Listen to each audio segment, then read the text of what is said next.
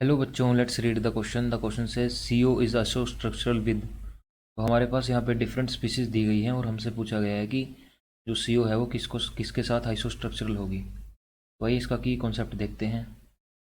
तो हमारे पास इसका की कॉन्सेप्ट होगा प्रेडिक्टिंग द ज्योमेट्री।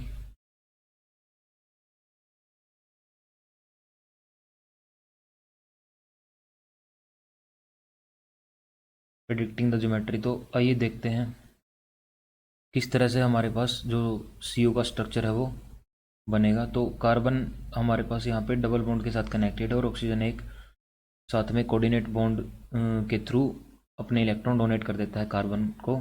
और हमारे पास जो CO का स्ट्रक्चर आता है that is linear and it has sp hybridisation. Now जो SnCl2 है उसका स्ट्रक्चर देखते हैं। जो SnCl2 है that is the member of carbon family. तो हमारे पास इसमें एक लोन पेयर होगा जो कुछ इस तरह से हम दिखा सकते हैं।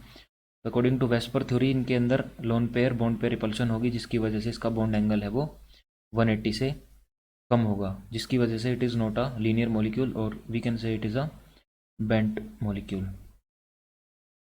उसके बाद HgCl2 जो है हमारे पास, HgCl2 में हमारे पास सिल्वर के पास कोई भी मर्क्यूरी के पास कोई भी लोन पेयर नहीं है और क्लोराइड जो है वो उसके साथ इस तरह से कनेक्टेड है, जिसकी वजह से उसकी जो ज्योमेट्री होगी वो लीनियर होगी और 180 डिग्री का एंगल होगा HgCl और HgCl बॉन्ड में। उसके बाद SCl2 है जो उसका स्ट्रक्चर देखते हैं। तो SCl2 में हमारे पास सल्फर जो है वो उसके पास 6 इलेक्ट्रॉन्स हैं वैलेंस शेल में, जिसकी वजह से उसके पास 2 लोन पेयर होंगे कुछ इस तरह से और 2 होंगे बॉन्ड पेयर जो कि Cl कनेक्टेड है।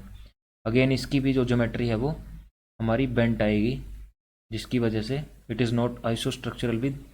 आइसो स्ट्रक्चरल का मतलब होता है हमारे पास, आइसो मतलब सेम यानी स्ट्रक्चरल मतलब स्ट्रक्चर। आइसो मतलब सेम और स्ट्रक्चरल मतलब स्ट्रक्चर। और आइसो स्ट्रक्चरल का मतलब हुआ जिसका हमारे पास स्ट्रक्चर सेम होता है। तो अगर ZnI की बात देखते हैं हम, तो ZnI भी हमारे पास जिंक के पास कोई लोन पेयर नहीं है और आयोडीन हमारा कुछ इस तरह से कनेक्टेड होगा वाया सिग्मा बॉन्ड्स। अगेन यहाँ पे एंगल जो है वो 180 डिग्री होगा, जिसकी वजह से इसकी भी जो ज्योमेट्री है वो लीनियर होगी। तो हमारे पास इसमें आइसो स्ट्रक्चरल होंगे यानी सिर्फ CO के साथ, यानी लीनियर ज्योमेट्री होगी हमारी एक ZnI की और एक होगी हमारी HgCl2 की। तो option B and option D would be the most appropriate option to this question. Hope you understand the concept well. Best of luck.